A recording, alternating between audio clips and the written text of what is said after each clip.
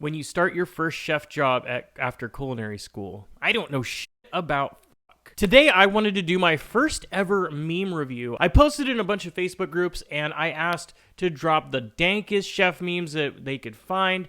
So I'm going to do that today. Let's just jump into it. Yeah, that's actually, it's kind of a myth that people that go to culinary school think that like when they get out, they're going to have a jump start on everything. But your first day, what you find out is you don't know how to do anything. You learn all about the mother sauces. You learn how to write schedules. You know, you learn sauce derivatives. You learn mise en place. You learn a lot of different things. But when you get there, you realize that they don't do 2/3 of the shit that you learned in culinary school. Honestly, if you're new to the industry, this is just what worked for me.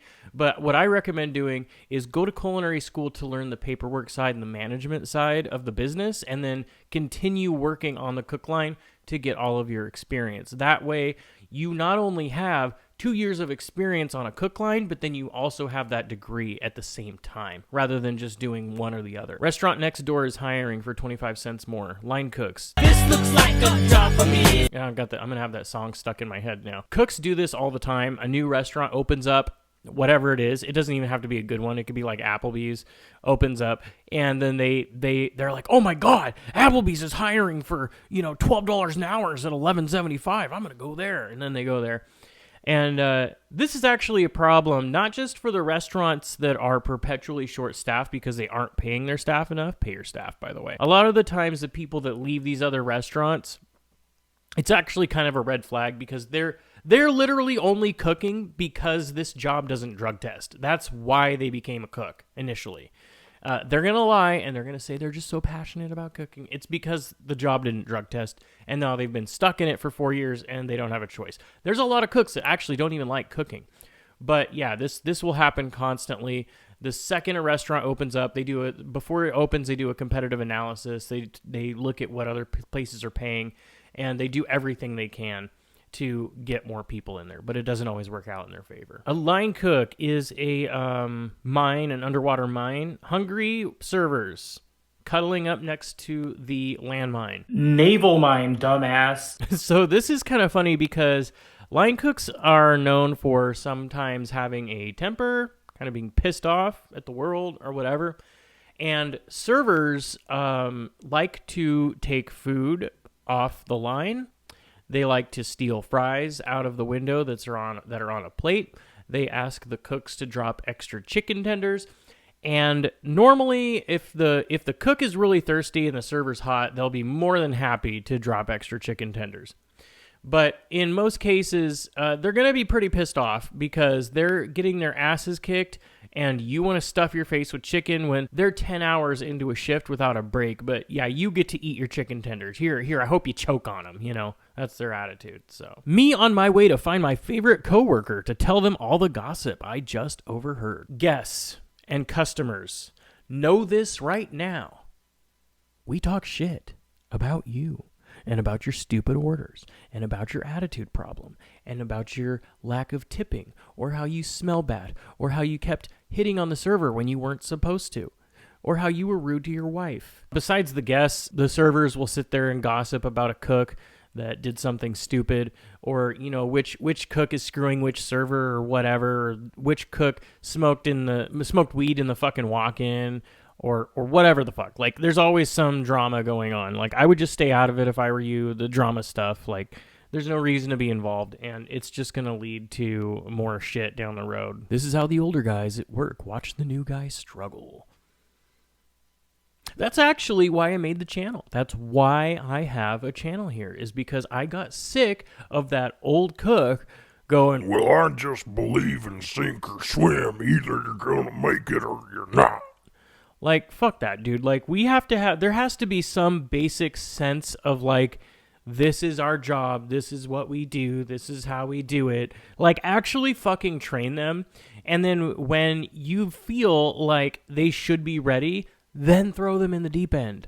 But don't just, like, on their new day, just be like, here's a fucking spatula, have fucking fun, go make some omelets that I never showed you how to make.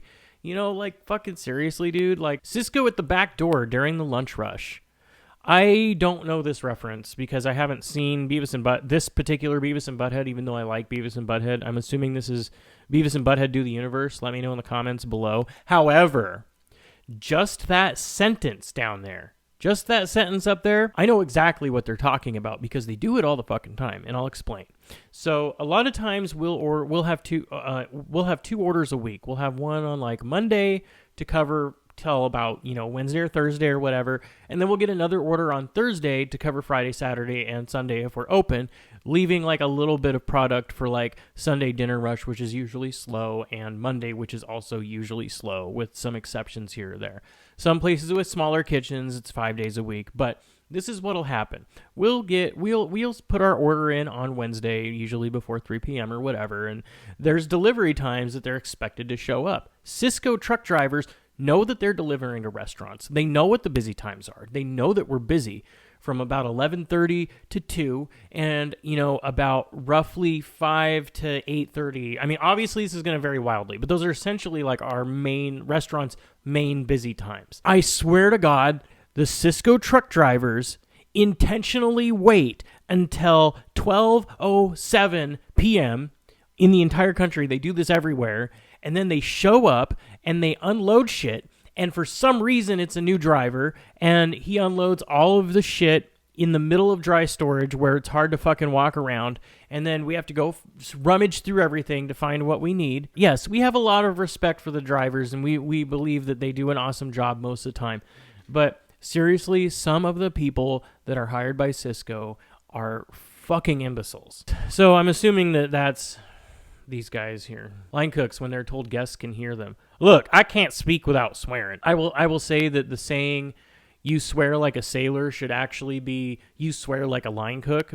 I had so much trouble the first time I was ever in an open kitchen. I had to watch my mouth because I could see out into the dining room for the first time. Now it's no problem. But back when I had first started and I worked in this, not first started cooking, but back when I was first in this open kitchen, I burned something. God fucking damn it, piece of fucking shit. Can't believe I fucking did that. Oh my fucking God. And, the manager, shut the fuck up. There's people right fucking there that could hear you. It's like, oh, well, why'd they come to an open kitchen then? Because, that's kind of on them, When they hire a new guy and he fucks everything up he touches, how did you even get hired? I wipe my own ass. So a while back, I did a video where I talked about, piece of shit managers, and they do this thing where they don't want to spend a lot of money on staff, and so they usually have a high turnover because that's how you end up with those guys that they just showed up because we don't drug test and they just want a part-time job, and they come in with their part-time clothes, their uniform. They come in with the same unwashed uniform for the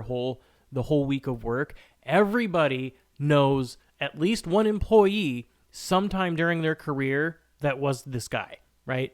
He's the guy that showed up, doesn't give a fuck about his shift. He comes into work, he clocks in, then he goes sits in the fucking bathroom, and then he goes and has a smoke break, and then he kind of just saunters up, kind of like, yeah, what's going on? And you're moving your ass off, doing your dinner rush, and just go make some fucking salads or something, dude. Get the fuck out of my face. Yeah, but there's plenty of those kind of people in the cooking industry. Broken egg making breakfast this morning. State Farm rep said a claims adjuster will be out in the morning. If you weren't around for this time period or aren't aware of it, in around the 2022 period, late 2022 and into 2023, there was this problem where eggs were just ridiculously expensive. All the chickens went on strike, and what was actually funny, there was one day the price was so high, it was like $8.25 for a dozen of eggs that I got the special cage-free eggs, the really fucking nice ones where they have it's a sentence about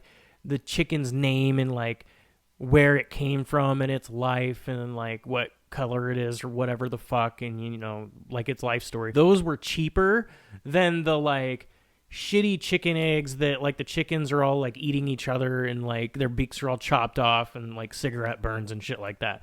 Those eggs were more expensive than the cage free. I don't understand what happened. I don't know what if YouTube allows link dropping in, but if you have a link to a good video on what caused that shortage, leave it below. I will click on it and watch it.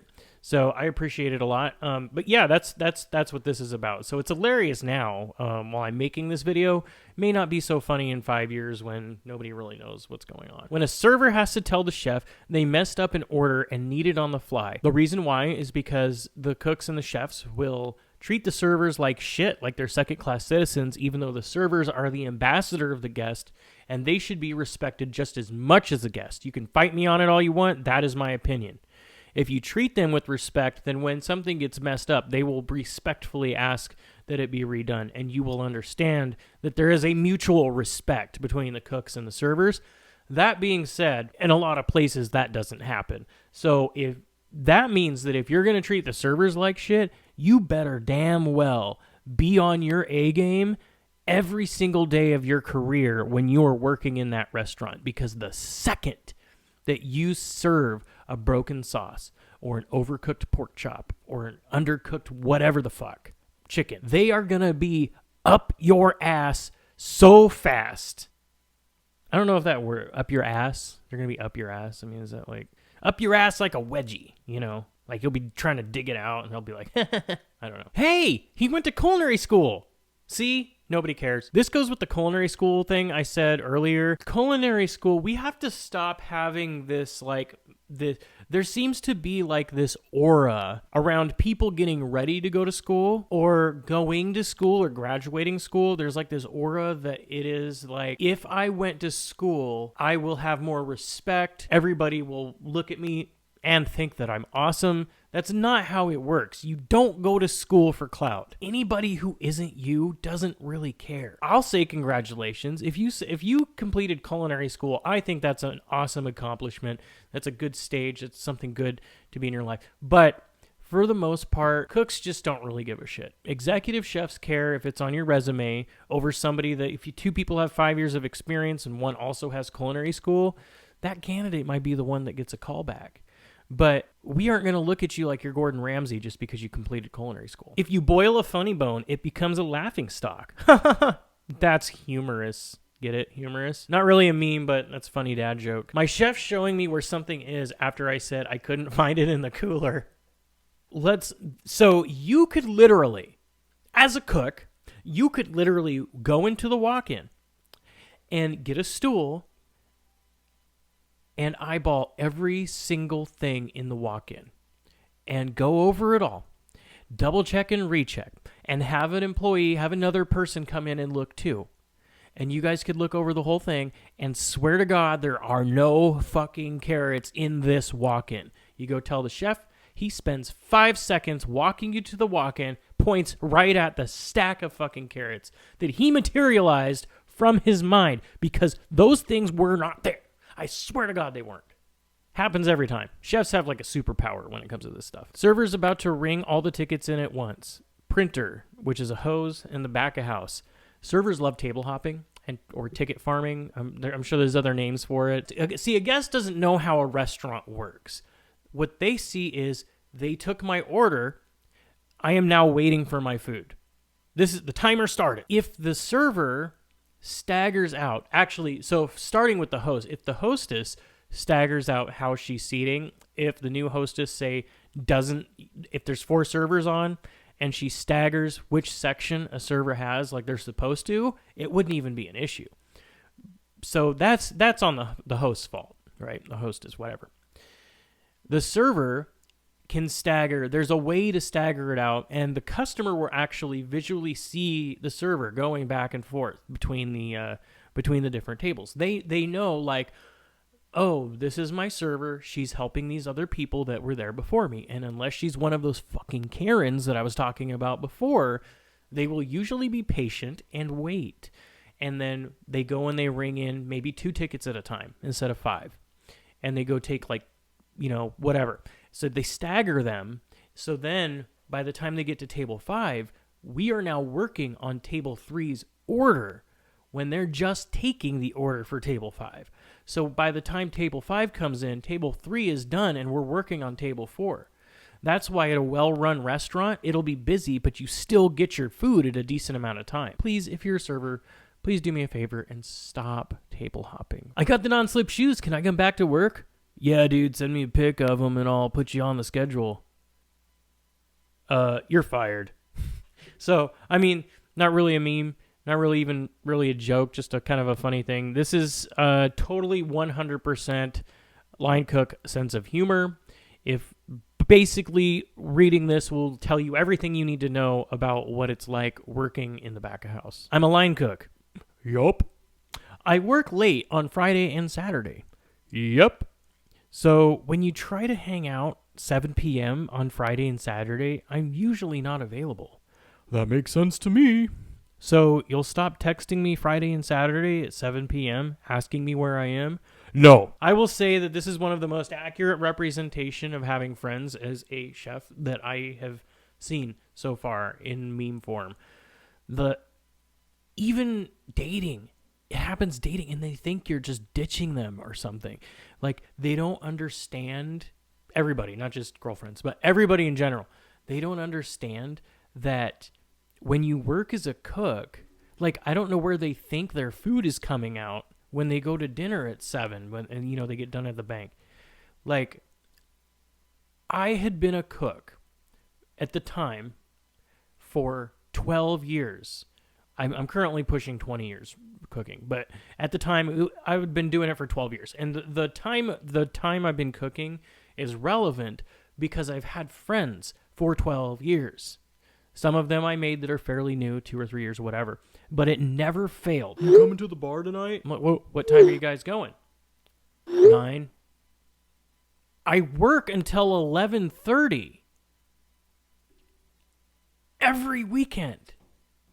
And then by the time I'm done, I'm exhausted. I'm not going to take my greasy ass out to the bar in my work clothes, and it's going to take me 30 minutes to drive home and get ready. By the time I get out to the bar, I'll be there for maybe a drink. You guys want to come over after I'm done at work? Come hang out. Maybe we can, chill out, have like an after party thing or something. Oh, I don't know, man. There's got to be excuses. If you want to see more reactions, Q&A content, etc., there should be a playlist popping up right now. Don't forget to subscribe to the channel if you are a new line cook and chef and want tips and advice. I will also have more ServSafe Manager videos coming out. I have 2 ready to go. I just have to finish up. Well, I guess if I have to finish up, they're not ready to go. I have 2 more in my editor that I am processing, and I should have one of them done early in the week, and then the next one for the following week. I'm going to try and do 2 videos a week. One will be like this type of video, and one will be the ServSafe Manager. But anyways, I'm not going to talk your ear off. You guys have a wonderful, awesome day, and I will catch you on the next one. Peace.